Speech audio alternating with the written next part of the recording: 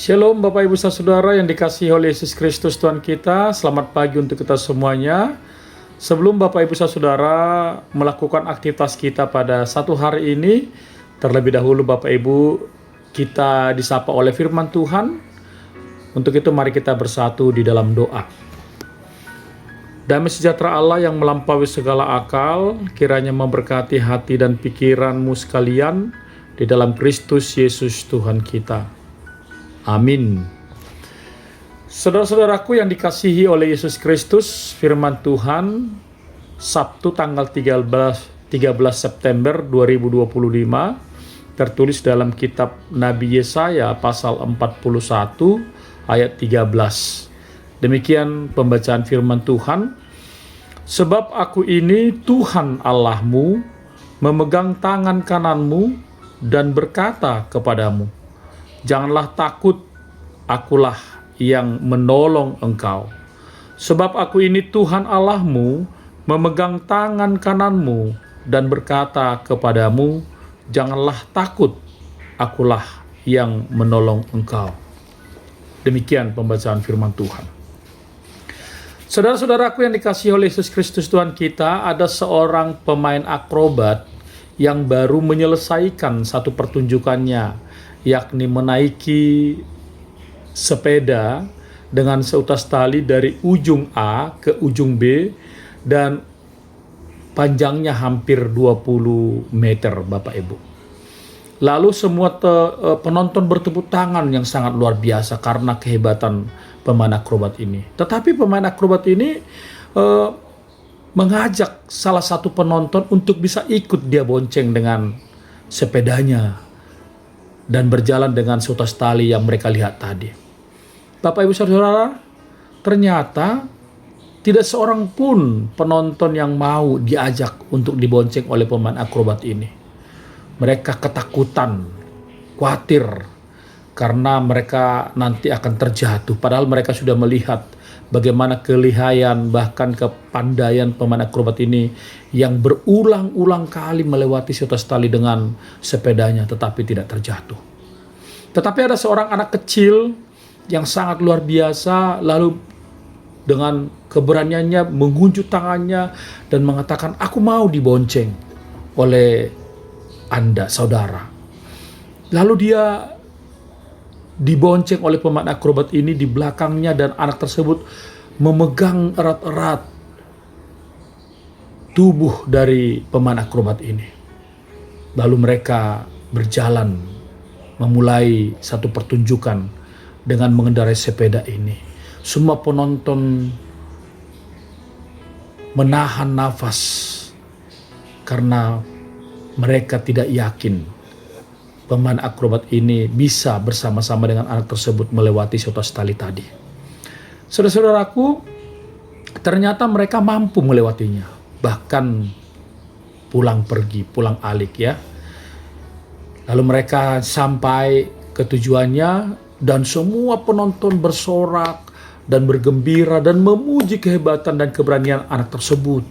Lalu mereka bertanya kepada anak ini, kenapa engkau begitu berani bersama-sama dengan orang ini? Padahal nanti kalau kamu jatuh, kamu akan mati dan ya hidupmu akan sia-sia. Tetapi anak ini menjawab dengan suara yang lantang, Bapak Ibu Saudara. Dia katakan bahwa pemain akrobat ini adalah ayahnya sendiri dan dia tahu bahwa ayahnya yang memboncengnya tidak akan pernah menjatuhkannya. Wah, luar biasa Bapak Ibu Saudaraku ya. Ketika ada seorang anak mempercayakan dirinya, hidupnya kepada seorang ayah yang dia kenal, luar biasa itu.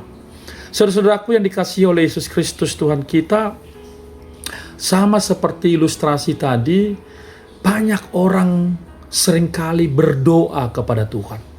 Banyak orang seringkali memohon, meminta kepada Tuhan dengan segala doa-doanya. Bahkan Bapak Ibu Saudara, mereka pun sampai menangis untuk berdoa kepada Tuhan.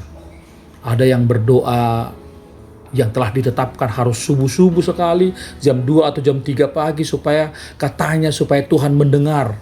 Padahal Tuhan sebenarnya mau pagi, mau siang, mau sore, mau malam, mau tengah malam, kapan saja. Dan Tuhan ajarkan kepada kita Saat kapan saja pun kamu berdoa, Tuhan akan mendengar.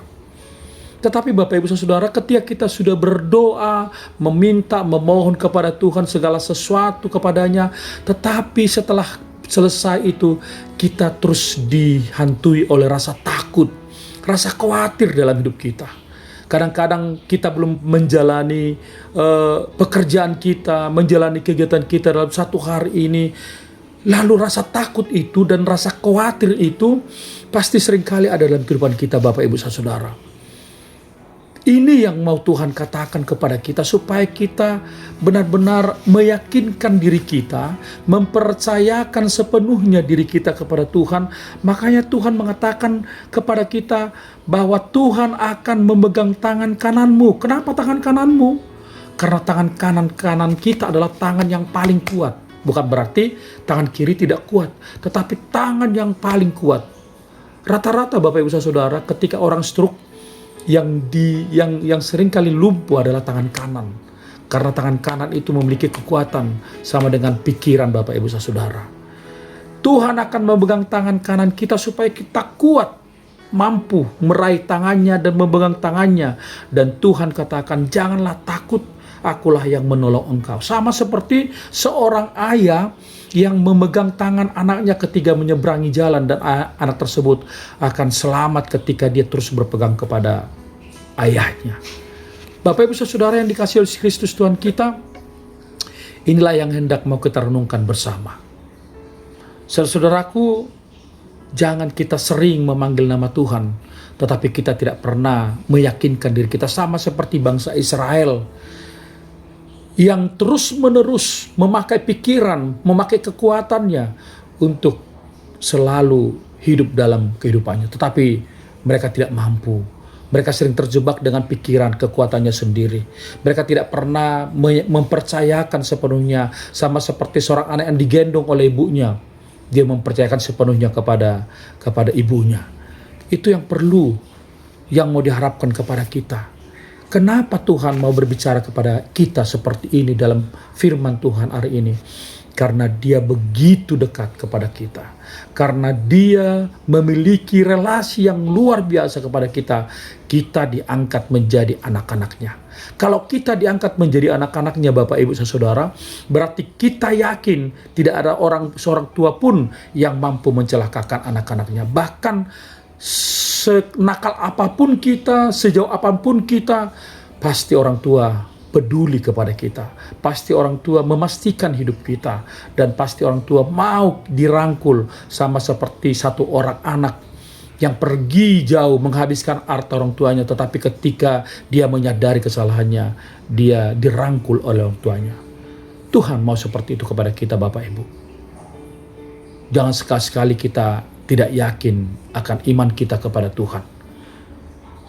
Ketika saudara memiliki relasi yang luar biasa kepada Tuhan, bahkan hubungan kedekatan kepada Tuhan, pastikan hanya Tuhan penolongmu dalam hidupmu. Tidak ada yang lain. Tidak boleh pakai dukun-dukun.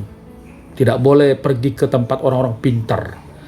Karena mereka juga manusia, sama seperti kita yang memiliki keterbatasan. Hati-hati.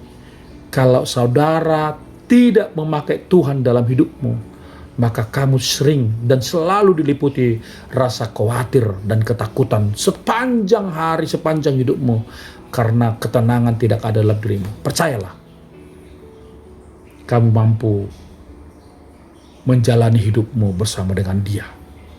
Asal kamu katakan, Tuhan adalah penolongku, Tuhan adalah gembalaku. Amin. Kita berdoa. Bapa di sorga, terima kasih buat firman-Mu yang boleh kami dengar pada pagi hari ini. Kami boleh bersyukur Tuhan Yesus, karena hanya Engkaulah penolong kami.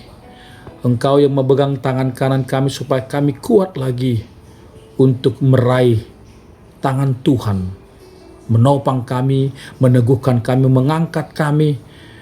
Bahkan kami boleh melewati hari-hari kami dengan penuh damai sejahtera dan sukacita. Walaupun sering kami melewati banyak kesusahan, hambatan, dan tantangan.